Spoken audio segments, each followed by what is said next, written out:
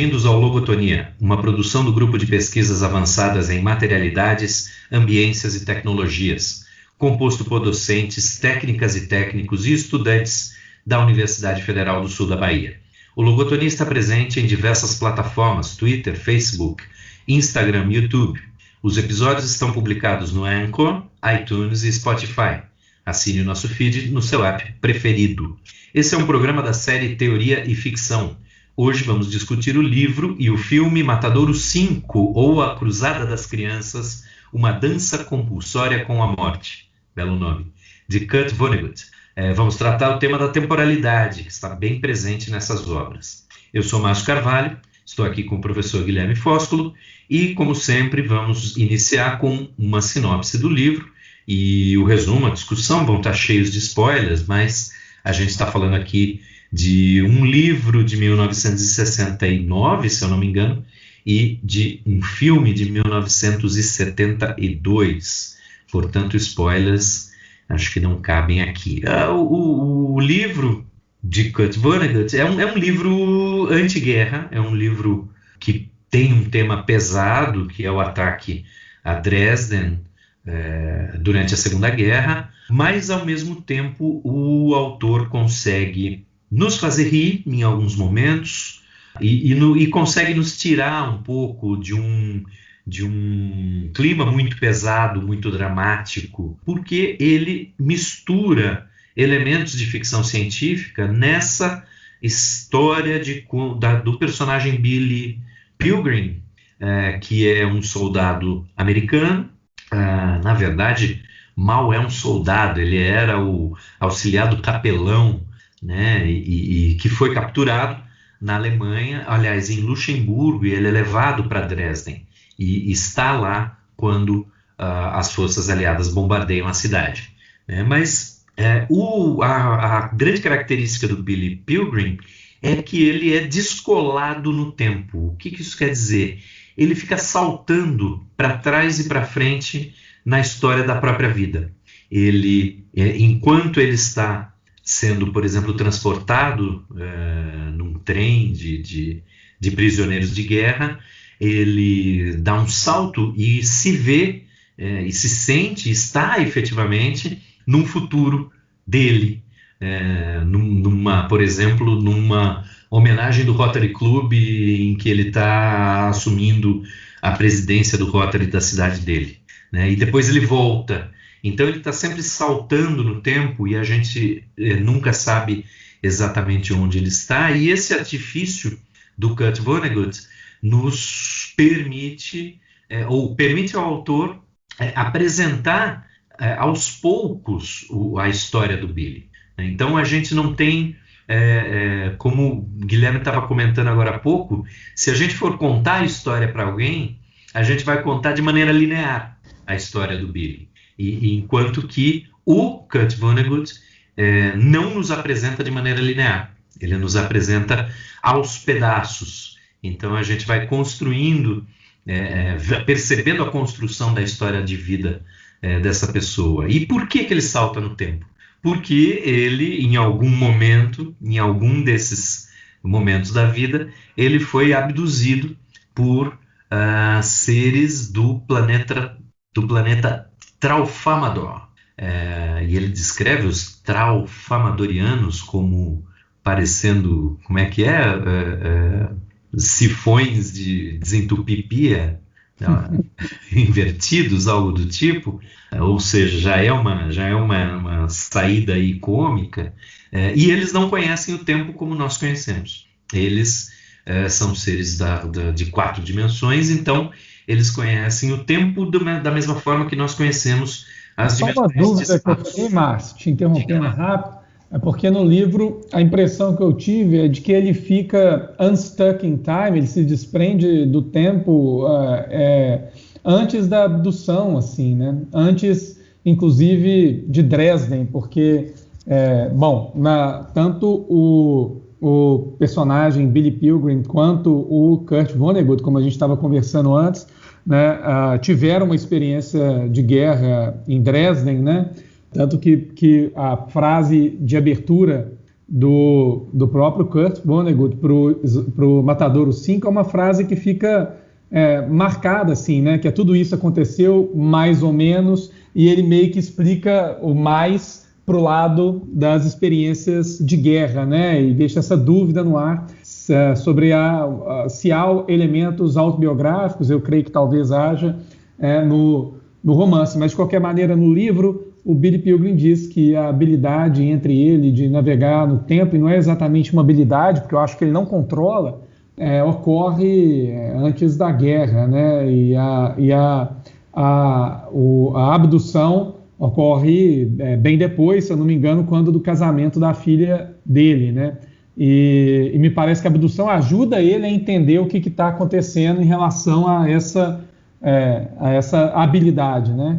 Ou então você está pensando como um terráqueo e não como um tralfamadoriano, que tem que colocar num momento do tempo o momento de início, porque o nosso tempo é linear e o deles não é. Então, a qualquer momento que eles abduzissem ele, seja na infância, seja no último momento de vida, ele teria a capacidade de saltar. Né? É verdade. História. Lembra quando a gente foi discutir o All You Zombies? É a mesma dificuldade que a gente encontra em entender que a história de vida da Jane lá no All You Zombies é fechada em si mesma. A nossa tendência é pensar, peraí, veio vindo a linha do tempo, aí aconteceu alguma coisa, daí ele voltou, e aí foi. Mas então como é que da primeira vez não aconteceu? Não tem primeira vez. A gente tem que pensar o tempo ou a vida da pessoa como um grande bloco. Né? É difícil para a gente. É muito Você difícil. tem razão. E um outro elemento que dificulta um pouco esse livro também, né, é que o Billy ele é hospitalizado com sintomas similares a estresse pós-traumático de guerra, né? E ele é colocado a cuidado, né, de um hospital psiquiátrico e tal. E nesse lugar ele compartilha um quarto com um colega que chama Elliot Rosewater, que introduz ele às novelas de um autor obscuro de ficção científica, né, que o Kurt Vonnegut chama de Kilgore Trout. E me parece assim que as obras da ficção desse Kilgore Trout, né, o contato com as obras desse autor, junto com o estresse pós-traumático, também pode servir para justificar, né, entre aspas, habilidade, mas nessa direção uma fantasia, né, do Billy Pilgrim, né? Eu acho que essa é a grande jogada do Kurt Vonnegut. Na verdade, ele está falando sobre guerra, ele está escrevendo durante a Guerra do Vietnã, um libelo anti-guerra, e ele está, na minha opinião, falando sobre estresse pós-traumático. O personagem dele tem esse estresse, aparentemente, e ele consegue fazer a história girar como se a gente... Porque perceba, deixa eu voltar um pouquinho. Ali o livro começa com um autor dizendo que estava tentando escrever o livro sobre Dresden. E esse autor vai procurar os antigos colegas, antigos soldados, os que sobreviveram, para tentar lembrar das histórias. E, inclusive, esse é o momento em que esse suposto autor do livro conhece a esposa de um ex-soldado, e ela fica muito brava e ela fala, no final das contas, você vai escrever mais um livro exaltando a guerra, mais um livro para ter o Frank Sinatra ou o John Wayne como protagonista, para dizer que a guerra é boa e jogar nossos meninos à toa em outra guerra. E aí ele se compromete a que o subtítulo do livro seja A Cruzada das Crianças. É exatamente por isso. Né? Mas por que eu estou dizendo isso? Porque esse personagem inicial, a gente poderia pensar que é ele próprio. Porém, ele dá o nome de Jon Jonson ao suposto escritor do livro que vem a seguir. Então a gente tem um livro dentro do livro, mas ao mesmo tempo o autor, que poderia ser talvez seja um alter ego dele, mas não é ele. Então ele joga muito com a gente. E nesse jogar é que eu acho que você tem razão no que diz respeito ao estresse pós-traumático, porque a gente pode pensar que toda essa loucura é sintoma de um estresse pós-traumático dele ou do Jon Jonson. Eu queria até comentar contigo, Guilherme, não sei se você já viu um filme chamado Bliss, que está no Prime Video. Ele parece ser um filme bobinho, ele é um filme meio bobinho, mas se você prestar atenção, ele é meio que um Matrix, tá? Mais ou menos um Matrix aqui. Só que se você prestar atenção, talvez nesse caso não seja um Neo que está acordando para o mundo, mas seja um Neo que está enlouquecendo. Porque no fundo é a história de alguém que abandona tudo e vai morar na rua, enquanto vai descobrindo coisas que estão acontecendo por trás. Então eu acho que é mais ou menos a mesma pegada esse Bliss. É mais ou menos a mesma pegada. Você está dentro da cabeça do cara, então você está vendo o que ele está vendo, você está se identificando com o que ele está passando, mas você não tem como saber o que é real, como ele também não tem. E me parece que é esse o artifício do Kurt, sim. Agora, uma coisa que eu acho curiosa, só vou mencionar rápido assim, né, também, é como que existem semelhanças entre essa ideia que aparece no Kurt Vonnegut, né? Isso é um livro de 69, é isso, Márcio? Para não errar? Acho que é isso. Acho que é isso, né? Bom, de qualquer maneira, em outras obras, assim, né? Tem uma obra que é do Lovecraft, que chama The Shadow Out of Time, né? E não é um romance, é um conto, mas é um conto bastante longo, assim, né? Tem várias partes e tal. E na história, me parece bastante próximo, assim, da história do Vonnegut, no sentido de que existe uma raça de extraterrestres, que é a raça It, com a habilidade de viajar através do espaço e do tempo. Só que eles realizam essa habilidade trocando de corpos com hospedeiros, né, em determinado tempo e espaço. Então, um membro da raça It toma o seu corpo e você é lançado no corpo de um membro dessa raça, no local onde ele estaria, no planeta onde ele estaria. E é curioso porque isso aparece, né, uma coisa um pouco similar assim, em 36, né? E essa obra é de 69. Por que eu estou colocando um tempo? Porque em 80 também aparece uma coisa similar, que é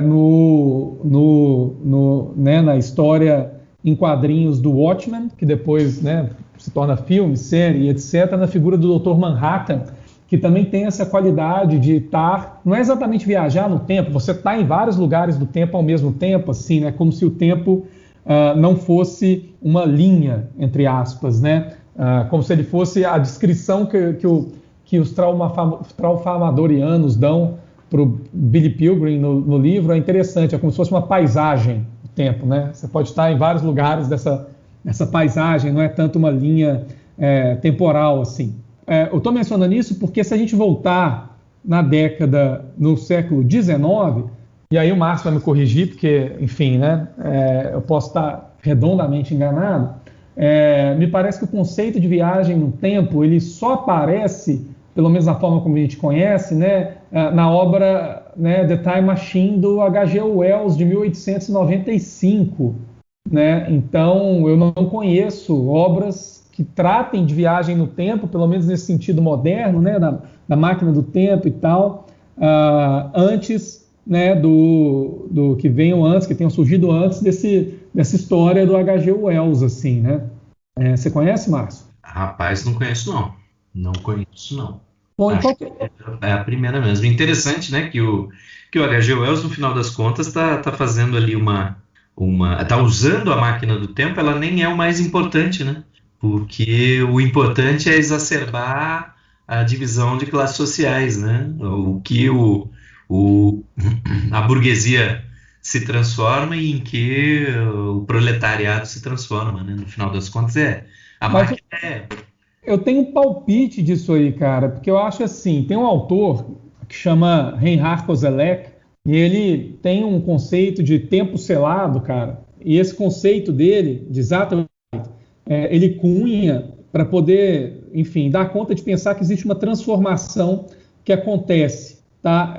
Entre ali, né, um pouco antes, um pouco depois da Revolução Francesa, em torno de 1750, 60, e dura até 1850 ou 1870, e esse período é um período que vai consolidar determinada construção social do tempo, que um outro autor chamado Gumbrecht vai denominar de historicismo, ou visão historicista do tempo, e tem que ver com a consolidação, né, de um cronótopo, né, exatamente dessa construção social do tempo, que vê o tempo como uma linha, né, para colocar em termos rasos e rápidos, né, e o humano como habitando um ponto nessa linha e avançando nessa linha em direção ao horizonte sempre aberto de possibilidades, né, e acumulando o passado para trás. E o presente se torna um tempo imperceptível, infinitamente perceptível entre a massa que se acumula atrás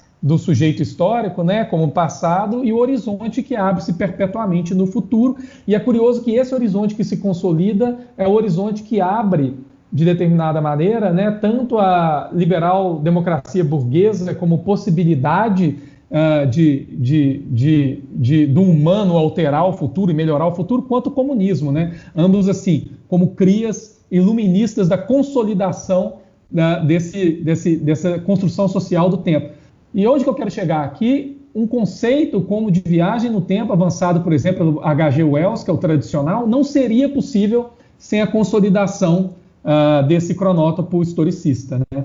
Então, ponto 1. A visão tradicional da viagem no tempo teria que ver com a construção desse cronótipo historicista. E a pergunta que eu farei para o Márcio, um pouco capciosa, é se essas outras maneiras de se ver a viagem no tempo, que vão aparece já ali um pouco, né, no Lovecraft, mas aparece muito no Matadouro 5, né, e aparece também, eu acho, no Watchmen, não diriam respeito a outro cronótopo, a outro horizonte histórico, né? Se já não diria respeito a outra forma de pensar o tempo, né? Ou de conceber o tempo, assim, né? Não só o tempo, né? Eu acho que são outras formas de conceber tempo e espaço, porque a gente aí está em outro mundo agora, no século XX, no século XXI, acho que ainda nem deu para pensar que mundo é, mas eu estava lendo outro dia ali, um físico contemporâneo, italiano, Carlo Rovelli, alguma coisa assim. Ele estava falando exatamente isso. A gente precisa mudar o jeito de pensar o tempo, né? Para conseguir entender o século XXI, a gente precisa mudar o modo de pensar o tempo. Quando você falou do Watchman, dessa ideia de um tempo em que é possível um objeto se deslocar para frente e para trás, eu sempre me lembro que o Richard Feynman, para tentar responder uma pergunta simples: por que todos os elétrons são idênticos? Você pensa que teve lá o Big Bang, teve uma formação um pouco depois de partículas, etc. Por que essas partículas saíram iguais, em categorias iguais, né?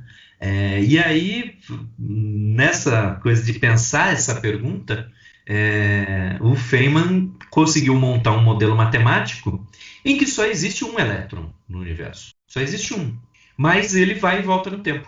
Então é o mesmo elétron que está em todos os meus átomos. Eu percebo eles aqui e agora, ou ele em várias posições, porque ele está indo e voltando no tempo. Os meus elétrons, os seus elétrons, os elétrons que estão na rede elétrica passando, todos do universo, podem ser um só. Se essa característica de ir e voltar no tempo for possível, percebe? E matematicamente é possível. Então, eu tenho certeza que é isso, que são novos modos de pensar tempo e espaço, mas que estão ligados a novos modos de sociabilidade, estão ligados sem querer tomar o lugar do marxista, mas que estão ligados à vida material, né? À materialidade da sociedade. Mas só para voltar nesse assunto, já que você tocou em Marx, né? Me parece que isso coloca um problema, né? Porque se a gente identifica essas manifestações culturais, literárias, como sintomas, óbvio que a gente não pode fazer uma leitura, né? Enfim, né? Teórica só com esses 3 exemplos, etc., né? Demandaria debruçar um pouco mais sobre várias outras manifestações, mas de qualquer maneira, se a gente toma isso como sintomas de um determinado, por assim dizer, esgotamento de um modelo de percepção temporal do tempo, e esse modelo, né, essa construção social do tempo que se esgota, é uma construção, né, que tem que ver com o iluminismo, tem que ver com essa expectativa de um horizonte aberto de possibilidades e necessariamente teria que ver com aquilo de expectativa humanista de construção do futuro, que guarda o comunismo, tanto o comunismo quanto a liberal-democracia burguesa, no sentido das eleições, etc., etc., né? O que eu fico pensando é se essa alteração no cronótipo, né, ela também não significa um esgotamento dessas outras duas formas, entende? Tanto o comunismo quanto a liberal-democracia burguesa, né? No sentido de que são formas do passado, né? Sim, eu acho que a gente está falando de pós-iluminismo, a gente está falando de pós-humanismo. Talvez o Kurt Vonnegut seja aí um precursor disso, do que a gente tem visto, por exemplo, naquela ótima série Years and Years, a personagem lá que quer se tornar transhumana. Né? Eu acho que é isso sim. A gente está falando de um esgotamento. Inclusive, se me permitir a ousadia, eu acho que esses movimentos conservadores são exatamente uma reação, talvez inconsciente, ao ponto de ruptura que a gente está chegando. É uma tentativa de segurar ainda alguma coisa mais anterior, até vamos puxar para antes até do iluminismo. Né? O iluminismo está se encaminhando para um pós-iluminismo, o humanismo está se encaminhando para um pós-humanismo, e os movimentos conservadores tentam puxar isso para trás. Não, vocês não vão andar para frente, a gente vai sair disso, e a gente não gostava nem disso, a gente quer o que veio antes. Então é um momento de crise. Eu lembro sempre do Morin, lá no Introdução à Sociologia dele, ou Sociologia como introdução, em que ele fala sobre uma criseologia. Né? No momento de crise você tem uma trava e não consegue agir, e aí as possibilidades são repetir os mesmos comportamentos diante de uma situação que é diferente, avançar para encontrar novos comportamentos ou recuar para um momento de maior conservadorismo ainda. Né? Isso também é possível e acho que parte da sociedade. Eu acho curioso, cara, que é o seguinte, e de novo, né, querendo problematizar um pouco uma visão talvez um pouco mais simples a respeito, né, desse problema, enfim, do fascismo, do nazifascismo e do que do que a gente habituou a chamar hoje de extrema-direita no mundo, né? Uma coisa que é curiosa é porque eu acho que a gente tem que parear essas duas coisas, né? Tem que fazer esse trabalho de parear o nazifascismo de um lado e a extrema-direita hoje de outro lado, de duas formas distintas, né? A primeira delas diz respeito é bastante curioso que tanto o comunismo quanto as liberais democracias querem julgar o fenômeno do nazifascismo um no colo da outra, né? Então, se você pegar uma autora como a Hannah Arendt, ela joga o nazifascismo no mesmo terreno do que o comunismo, stalinismo, como regime totalitário. Né? E se você pegar as interpretações, entre aspas, mais conservadoras, tradicionais em Marx, elas tendem a julgar imediatamente o nazifascismo como movimentos reacionários. Né? Colocam ali na luz de 1917, e, enfim, e jogam na conta da liberal-democracia. Mas nenhuma das duas, veja bem, isso é muito curioso, nenhum dos dois modelos políticos, por assim dizer, quer essa criança no colo. Não só isso, eles se aliaram efetivamente na Segunda Guerra Mundial contra o nazifascismo. Tanto o comunismo, por um lado, né, o soviético, quanto a liberal-democracia norte-americana. Né? Ou seja, você consegue explicar isso? A gente olha para trás e vê tanto as liberais democracias burguesas quanto o comunismo como compartilhando uma mesma árvore iluminista comum. Agora, eu não sei se é o caso de já chamar esses movimentos como anti-iluministas, sabe? Nazifascismo e a extrema-direita, né? Essa é a investigação que eu acho que seria importante, assim, fazer, né? Tem alguma outra coisa aí, né? Eu acho que tem alguma outra coisa... E talvez, como você colocou, que esteja ali emergindo bem antes, na verdade, sequer da Primeira Guerra Mundial, esteja emergindo ali nesse período mesmo de consolidação do cronótipo historicista de 1800 e alguma coisa, né? Então, eu só voltei nisso, na verdade, porque eu acho que muito comumente a gente cai no erro hoje de identificar imediatamente, né, a extrema-direita no mundo, né, com um espectro liberal-democrata, né? ou liberal burguês, assim, né? E, enfim, eu acho que assim, a gente tem que olhar para trás para entender um pouco o horizonte contemporâneo, né? Nesse sentido aí. Agora, Márcio, só para voltar um pouco também na questão do tempo histórico, eu acho que a problematização aí é o seguinte: isso que a gente está chamando, talvez, de sintomas de uma mudança no cronótipo, eu acho que o Gumbrecht ele vai chamar de presente amplo, e tem um autor francês que chama François Hartog, que no livro Regime de Historicidade, que num livro dele sobre regimes de historicidade, ele chama de presentismo, e que eu acho que compartilha as mesmas características, que é, se por um lado você teria esse cronótipo historicista como linha, e o sujeito histórico quase cartesiano como um ponto, né, e o horizonte aberto de possibilidades, etc., essa coisa inteira. Por outro lado, você teria se consolidando, principalmente pós-era da informação e tal, né?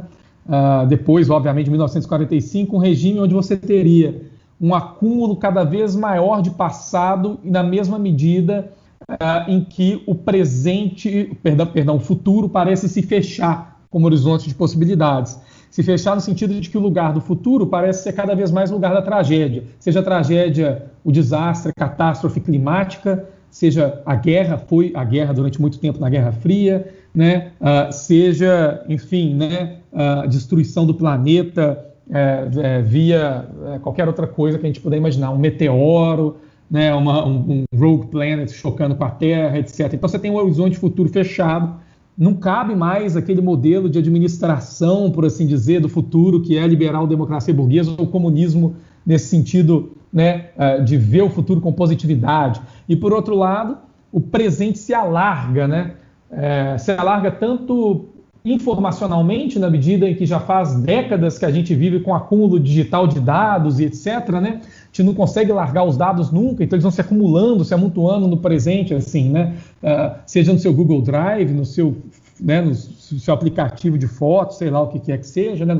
Nas mídias sociais, quanto também, antes dessas mídias sociais surgirem, pelas repetidas, inúmeras, enfim, né, quantificáveis tentativas dos historiadores de voltarem no tempo para tentar organizar o passado, e que acabou produzindo toda sorte de interpretações possíveis sobre um passado que nunca verdadeiramente fica para trás, né? Então, acho que essas coisas se encontram para produzir um alargamento do presente, que talvez tenha afinidades, né, com a ideia de viagem no tempo que aparece no Matadouro 5, aparece também, né, no Dr. Manhattan e em outros lugares mais contemporaneamente, né? Sim, o curioso é que você pensar, por exemplo, com um filósofo como o Henri Atlan, ele vai trabalhar com a proposta de que, aqui falando de filosofia da mente, né, na verdade só existe a mente presente. A mente só existe presente. O passado está no presente em forma de memória e o futuro está no presente em forma de projeto. E aí vem o que você falou, que a gente tem cada vez mais dificuldade em pensar em utopias, né? Já foi-se a época em que pensar distopia era coisa de adolescente revoltado. Agora é o contrário, né? Você tem que ser muito ingênuo para não pensar numa distopia, né? Eu costumo falar com a Joana, com a minha esposa, né? Star Trek foi a última utopia que a gente viu. É a última utopia que tem, não tem mais. Qualquer coisa que você vai ver de futuro é distópico. Então, você tem toda a razão. Acho que isso, de uma certa maneira, é a gente projetando o que a gente tem hoje para o futuro, né? E nesse sentido que você está dizendo, ampliando o presente e transformando o futuro simplesmente numa grande consequência do que a gente está fazendo aqui, mesmo que seja, como você deu o exemplo de um meteoro, mesmo que seja uma catástrofe que independe da nossa atuação, você percebe que a gente tem mais facilidade em pensar que vai cair um meteoro do que vai chegar uma raça extraterrestre benevolente. Então... com certeza, né? Agora, o que é curioso dessa história toda é porque vira e mexe eu vejo nas mídias sociais hoje, né, em relação, né, enfim, ao esterco que a gente tem na presidência e tantas outras coisas na cena global, pessoas dizendo assim, né, principalmente de esquerda, né, se entendem de esquerda, dizendo que, olha, a gente não pode deixar a catástrofe nos imobilizar, né? Pensar em distopia e pensar nessas coisas pode ter uma capacidade, por assim dizer, de inviabilizar a ação, de inibir a ação. Sabe que eu fico várias vezes ouvindo isso, ainda que eu entenda de onde isso está vindo, eu fico pensando, porra, essa pessoa não saiu do século XIX ainda, né? Porque, assim, é uma crença muito firme na capacidade do humano organizar a ação e organizar o próprio futuro, né? O próprio tempo, né? Parece assim, ó, contramão de tudo que foi feito na década de 60, 70, 80, em termos de filosofia, ciências políticas, etc., né? Ciências sociais, que a ideia é exatamente de estruturas, por assim dizer, que enfim, dispensam o humano, né? Seja na teoria dos sistemas, do Niklas Luhmann, seja no pós-estruturalismo de um Foucault, seja, enfim, percebe? Isso aparece em vários autores, assim, né? Parece um sintoma do finado século, né? Exatamente esse banho de água fria no otimismo do século XIX, de que o humano era plena e racionalmente capaz de trabalhar o seu próprio tempo, talvez o futuro, etc., né? No sentido de que não somos. Aí fica essa mentalidade, né, parece assim, né, do passado, né, historicamente teleportada para o presente, achando que ficar falando que vamos conseguir, temos que ser otimistas, vai produzir algum resultado, né? Pois é, mas ao mesmo tempo eu acho que é um pouco naquele sentido que eu falei de um momento de crise e alguma parte da sociedade tenta retroceder, porque a gente estava no século XIX numa situação em que a ciência achava que tinha acabado, já tinha acabado, já tinha chegado a todas as principais teorias, agora era só debater filigrana, fenômenozinho menor, secundário, que a gente ainda não conseguiu explicar, e a gente vai conseguir. Aí você passa por um... Só filigrana, né? Teoria da unificação, né? Filigrana. Aí tá, antes, estou pensando pré-relatividade quântica. Então, ali era o domínio da física clássica, agora é expandir o método da física clássica para as outras ciências e vai dar tudo certo, está tudo fechado. Aí, de repente, vem revolução científica com relatividade e quântica, que vem quase simultâneas mesmo, e aí a gente fica nessa barafunda e chegamos ao século XXI com gente negando coisas que são sabidas há 4.000 anos, há 2.500 anos. Esfericidade da Terra, pelo amor de Deus. Então, aquela ciência que já estava pronta, completa, aquele otimismo do século XIX, depois de revoluções científicas, depois de grandes guerras, depois de Guerra Fria, sumiu aquele otimismo. Mas só lembra que tem isso, né, Márcio, de fato, né? A gente estava falando disso e é isso, é um cronótopo que diz respeito a esse horizonte que você está descrevendo e que pensa exatamente no humano como uma força cartesiana racional abstrata, né? É isso, né? Então... E ao mesmo tempo, se você pegar ali, por exemplo, você pegar os livros de Júlio Verne, tá? São livros otimistas, tem esse clima otimista, mas de uma certa maneira eles já estão refletindo alguns limites. Então, quando você tem Viagem ao Centro da Terra, Viagem à Lua, 20 mil léguas submarinas, a minha impressão é que isso está refletindo já o limite do colonialismo, né? O colonialismo já está, né? Não tem mais terra para dividir entre os impérios, né? Entre os países imperiais. Então você precisa de expansões para o fundo do mar, para a Lua, né? E talvez, então, mesmo nesse otimismo, você tenha razão em dizer que já tinha sementes ali de futuras convulsões, né? Acho que talvez você tenha razão nesse ponto. Eu acho assim, né, que isso merece uma investigação um pouco mais detida, né? Aqui eu acho que a gente está especulando, mas pegando uma série de, por assim dizer, de pontas soltas, assim, né? Mas que fazem sentido, assim, né?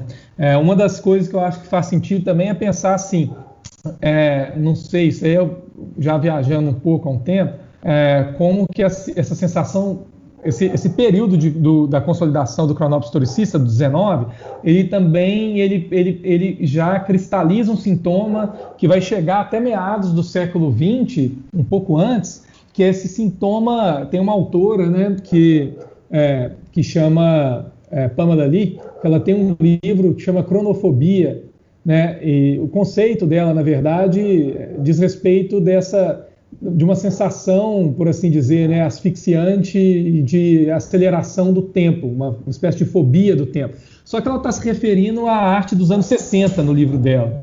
Agora, o ponto eu não acho que isso se reduza à arte dos anos 60, assim, né? Eu acho que se a gente pega, por exemplo, né, a Revolução Francesa mesmo, você vai ter o Jacques-Louis David tentando registrar em tempo real os eventos da Revolução, meio que tentando congelar o tempo, né? A morte de Marat pintada às pressas, tem o esquete da Maria Antonieta enquanto ela aguarda ser guilhotinada, tem o julgamento na quadra de tênis, que ele não consegue terminar, as coisas acontecem muito rapidamente e o cara está lá sucessivamente tentando dar conta daquilo, quase como se ele fosse uma mídia social, por assim dizer, num tempo que não há mídias sociais. 1810 e 1815 também tem o Francisco de Goya em outro lugar, tentando capturar as crueldades da guerra da Peninsular ali, também meio que em tempo real, né? Que são a série de gravuras dele, que chama, esqueci, acho que é Los Desastres de la Guerra, uma coisa assim, mas que permanece inacabado também, mas é o cara meio que assim, fazendo arte, por assim dizer, quase fotográfica, né? A mesma coisa acontece também com o Balzac tentando, né, transformar de determinada forma o presente em história, se tornando, né, o secretário da sociedade francesa, né, no regime ali pós-revolucionário, etc., ainda que fosse legitimista, né? Eu quero dizer assim, há vários sintomas ali, já no século XIX, de pessoas que estão tentando lidar com um cronótopo que parece, por assim dizer, desestruturar a sensação de um tempo, de um cronótopo anterior, que é um tempo que não avança, quase um tempo medieval, né? Isso vai por água abaixo, é do tempo cíclico, né? Isso vai por água abaixo ali no 19, o tempo acelera, é revolução, é não sei o quê, tá, as coisas vão se acontecendo, se sucedendo muito rapidamente, assim, né? E aí eu acho, assim, que isso tem reflexos disso até a década de 60 e 70, mas a pergunta que eu faço e aí meio que especulando, se nesse horizonte de presente amplo, que é o do Matadouro 5, que é dessas coisas que a gente está discutindo, no final das contas, a sensação não é tanto de aceleração do tempo mais, é meio como se a gente tivesse acostumado com o tempo acelerado. Então é de imobilidade no tempo acelerado. Meio assim, não é de simultaneidade, não? Será acho que é isso, simultaneidade. O excesso de velocidade chega a um ponto de praticamente a simultaneidade. Eu lembro do filme Cosmópolis, do Cronenberg, tem uma cena que a Samantha Morton é uma consultora de filosofia para o investidor lá da bolsa. Lá, É genial esse filme, né? Eu adoro essa personagem. E ela, aliás, adoro a atriz e a personagem. E ela chega lá e ela começa a falar sobre isso com o Pattinson. Você consegue imaginar o que é um nanosegundo, um picosegundo? Você tem um número na cabeça, mas você não consegue sentir, você não consegue imaginar. E esse é o tempo que está agindo hoje na bolsa de valores. É o tempo para uma ação subir, descer, ir para um lado e para o outro e desestabilizar um fundo todo de pensão, por exemplo, né? Então, isso é praticamente uma simultaneidade dos atos. E eu tenho a impressão que obras como Matadouro 5 estão informadas, talvez, por essa... E aí, o que tem por trás? O que tem por trás é a ideia de multiverso, em que você tem universos paralelos simultâneos. Você tem o mesmo tempo acontecendo em uma infinidade de espaços. Percebe? Não, mas eu acho que é isso aí, você matou a charada, né? Você me falou agora, me lembrou que o Gumbrecht inspirado no Ernest Bloch, costumava falar disso, de uma certa simultaneidade do não simultâneo, né? Seria algo dessa ordem que você está falando, como se, enfim, todas as coisas se tornassem, entre aspas, disponíveis ao mesmo tempo em regime acelerado e portanto, assim, aquela sensação de aceleração que talvez existisse ali no 19, até a década de 60, 70 por aí, ela meio que tenha se consolidado como presentismo, né? Como a ordem das coisas, né? Quer dizer, no final das contas, é como se a gente dissesse o seguinte: tudo muda o tempo todo e por isso nada muda, né? Uma coisa dessa ordem, né? As coisas estão mudando, mas nada está mudando, efetivamente, né? As coisas estão se movendo, mas continuam paradas, né? É mais ou menos isso. Elas estão todas aí, como você falou, todas aí disponíveis, né? Eu acho que é uma boa descrição, sim. Aí a gente só pode louvar, mais uma vez, o Matadouro 5, e o Kurt Vonnegut por conseguir captar isso enquanto está fazendo uma obra, usando uma situação passada da Segunda Guerra, mas fazendo um libelo anti-guerra durante a Guerra do Vietnã, né? Mas ele consegue captar algo que está no ar e que vem para frente, né? Essas coisas sempre me lembram, Guilherme, o Raymond Williams, com aquela ideia de formações culturais, né? Eu acho que também ele descreve muito bem como você tem em diversos segmentos da sociedade, artes, educação, etc., você vai ter surgimento de coisas simultâneas de novo, né? Simultâneas, parece que foram programadas para serem simultâneas, mas na verdade elas são espontâneas, são manifestações espontâneas, mas que guardam semelhanças entre si. É aquele velho dilema ou enigma de surgimento de teorias simultâneas, né? Como, sei lá, o cálculo diferencial com Leibniz e Newton, com poucos anos de diferença. Esse tipo de coisa parece que é mais constante do que a gente imagina. Tem uma certa, eu vou usar o termo aqui do Jungiano, tem uma certa sincronicidade, né, que faz com que certos eventos aconteçam acoplados e quando não tem aparentemente ligação nenhuma de fundo. Diga lá. Agora, esse é o problema, né? Porque assim, o sintoma que a gente vai montando com isso, né, de determinada maneira, é desesperador, porque você começa a perceber, né, as chamadas, por assim dizer, né, a uma alteração mais positiva do social, sejam elas, sei lá, venham elas, né, sei lá, do Krenak, venham elas, sei lá, que seja de um partido político como PSOL, PT, o que quer que seja, né? Ou venham elas também né, da galera comunista mais animada, né? Não sei, como um Zizek, etc., né? Não importa tanto. O ponto é que elas parecem compor uma sopa de coisas ali que sabe, indiferenciada. Quero dizer o seguinte, parece uma galera numa simultaneidade em desespero, enquanto o mundo está acabando, a sensação é que o mundo vai acabar mesmo, né? Enquanto ninguém se apercebe que, de fato, assim, se já houve algum leme desse barco, né, que a gente chama de social, da sociedade e tal, ele já ficou para trás há muito tempo, assim, né? Ele se movimenta meio que sozinho, né? Não há muito o que se fazer aí, né? Além da gente ficar participando dessa discussão, né, meio que assim... gritando. Eu acho que, aliás, o Twitter é uma boa metáfora para isso, né? Um tanto de indivíduos gritando sozinho dentro de um equipamento, de uma tecnologia que mais ou menos assim filtra de maneira nada humana um diálogo para surdos, assim. Uma coisa dessa ordem, né? Quer dizer, aquela ideia antiga da sociologia acionalista, né, da ação humana organizando a sociedade, se isso for verdade, nós estamos perdidos, né? Porque a ação humana está cada vez mais barata tonta, barata voa, e me parece que se não tiver estruturas que segurem, estruturas que segurem, efetivamente as nossas distopias liberais e individualistas vão ser as piores possíveis, né? A gente corre por um caminho de descolamento dos indivíduos entre si e dos indivíduos em relação ao que a gente convencionou chamar de realidade, que agora já dá para falar em plural, né? Agora é curioso, né, Márcia? Isso aí que você estava comentando até, a gente vive nesse horizonte onde é que a gente herda instituições, como você falou agora, estruturas do século XVIII e XIX, né? Os estados vêm lá de Westfália, né? Então...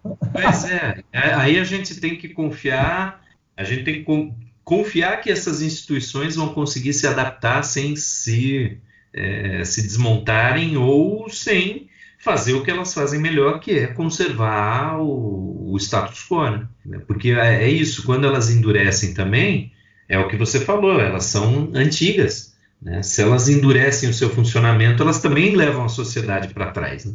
Então, eu acho que a gente vai acabar esse programa que começou tão bem com um livro e um filme, eu ainda vou falar do filme na dica cultural, tão bons e tão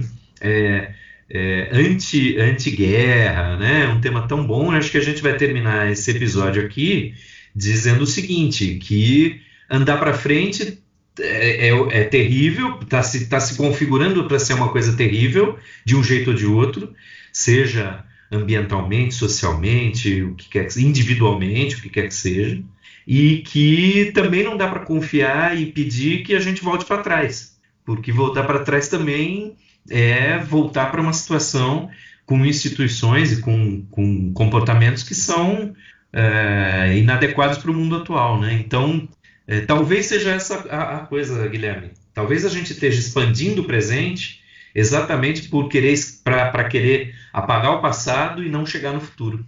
Uma coisa curiosa que você falou aí, na verdade,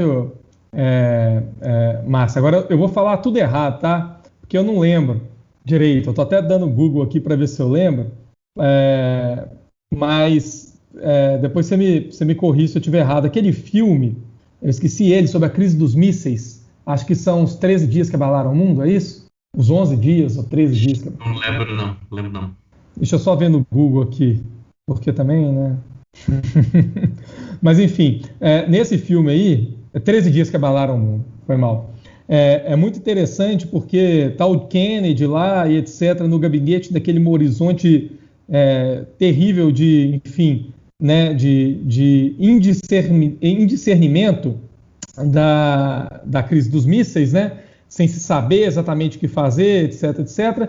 E tá, né, o presidente com o assessor dele lá, né? Eu não lembro se eu acho que é o Kevin Costner, que é o assessor e tal, né? E aí o presidente vai perguntar para ele, cara, e aí, o que nós vamos fazer, etc e tal, né? E a resposta do assessor é genial, porque é a resposta que não existe velho sábio, querendo dizer o seguinte: como a situação das crises dos mísseis é nova, você está lidando de bombas atômicas, não tem absolutamente nada que o passado possa te ensinar, né, para lidar com esse problema presente. Eu acho que essa frase aí do Kevin Costner no filme, ela vale para todos 100% dos nossos problemas contemporâneos, sabe? Quer dizer, qualquer tipo de solução, e eu não falo solução no sentido positivo, tipo uma coisa boa, a solução pode ser o fim da humanidade, não sei, qualquer tipo de solução que surgir desse imbróglio gigantesco que a gente vive hoje, né, é uma solução que não pode ser prevista, né? Eu acho isso, né? A gente está num horizonte de indeterminação muito, muito grande, assim, né? Eu acho que comparável, talvez, só ao pós-Revolução Francesa e, sei lá, e o pós-Segunda Guerra, né? Ali comparável à situação do Dr. Manhattan, que foi bloqueado por uma onda de tachyons e não conseguiu ver o futuro. Mas essa frase é legal, né? Não existe o velho sábio, tal, porque eu acho que é isso mesmo, né? Não adianta você ficar olhando para velhos modelos, eu acho, né? Na expectativa de que eles ainda vão encontrar algum tipo de respaldo presente, né? Então, eu acho que complica a coisa, né? Quer dizer, talvez mais do que nunca a necessidade aí, nesse caso, da reflexão teórica, né? Porque, enfim, sem ela não tem mesmo para onde ir, né? E a reflexão, não quero dizer, né, na revisitação de antigos paradigmas, mas no trabalho duro da produção teórica nova mesmo, né? É isso aí, Guilherme conseguiu tirar alguma ponta de otimismo, e ainda é uma ponta de otimismo que dá para a gente usar como slogan para pensar ciência básica, filosofia, teoria social e etc.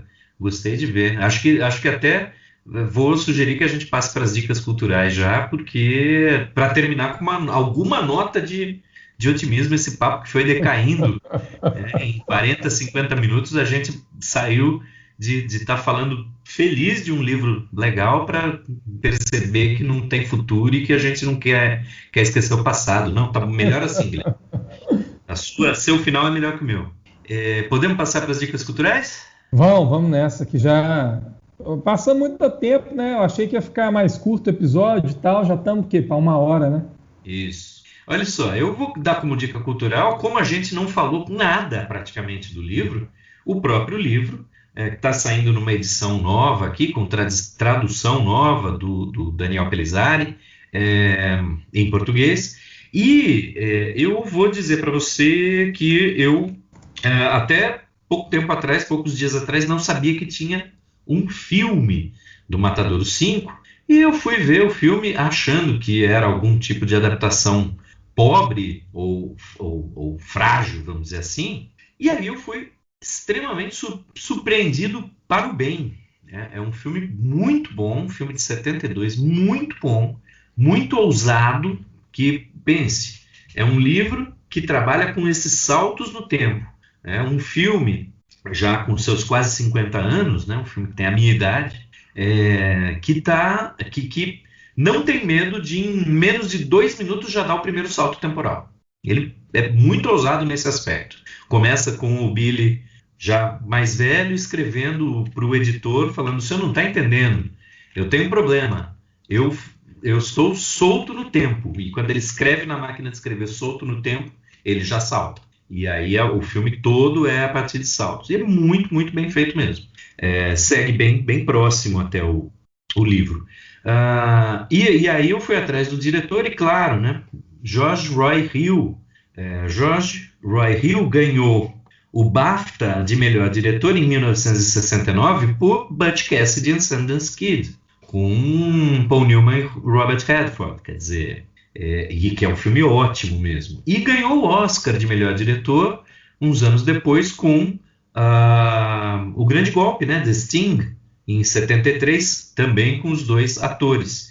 E aí, com o Slaughterhouse-Five, com o Matadouro 5, apesar de não ter atores, me parece, eu não conheci, talvez tenha alguém mais conhecido, mas eu realmente não reconheci os atores. Mas a direção realmente é muito boa, e ele ganhou o prêmio do júri em Cannes, de 1972, com esse filme. Então, quem puder, procura o filme, porque eu não conhecia e é uma pérola, viu? Vai lá, Guilherme. Bom, eu vou fazer uma série de recomendações, mais de uma pode, né, Márcio? Eu vou começar indicando, então, na verdade, dois livros que eu citei, né, rapidamente, como livros que tentam mapear um pouco o nosso horizonte histórico, né, o nosso amplo presente, o tempo, a cultura contemporânea, que é um livro do Hans-Ulrich Gumbrecht, publicado no Brasil em 2015, pela editora Unesp, e o Regime de Historicidade, Presentismo e Experiências do Tempo, que chegou no Brasil em 2013, se eu não me engano, pela editora Autêntica. Bom, além desses outros 2 livros, tá, vou recomendar um terceiro, mais ou menos, que tenta dar conta, enfim, né, de, pelo menos assim, né, mapear possibilidades para a história nesse horizonte que a gente habita hoje, que é o do Ethan Kleinberg, e foi publicado agora, saiu esse ano, que é o Historicidade Espectral, Teoria da História em Tempos Digitais, né? E o Kleinberg foi aluno do Gumbrecht também, e, enfim, já veio para o Brasil algumas vezes e tal. Então, acho que são textos interessantes para mapear, né, o nosso horizonte. E eu queria indicar também, né, o texto, enfim, ficcional do Lovecraft, que é o The Shadow Out of Time, e que, enfim, pode ser encontrado online gratuitamente, assim, né, que é de 35 a 36, em algumas coletâneas também do Lovecraft. Porque, se eu não me engano, acho que é esse que é o texto que inaugura, assim como o do H.G. Wells, talvez seja o texto que inaugura o cronótipo historicista na ficção, acho que é esse que inaugura o presente amplo, o presentismo, né, com essa visão de desprendimento do tempo, né, dentro da ficção. É isso. Então é isso, pessoal. Acho que a gente fica por aqui hoje, agradecendo a todo mundo que acompanhou a gente até agora, e falando que a gente volta daqui a 15 dias com mais algum tema. Vamos tentar fazer os próximos episódios temas um pouco mais leves. tá bom? Boa noite, bom dia ou boa tarde e até a próxima, né? Até Como mais. é que diz, né, Márcio? And so it goes. And so it goes. É a frase do livro. Um abraço.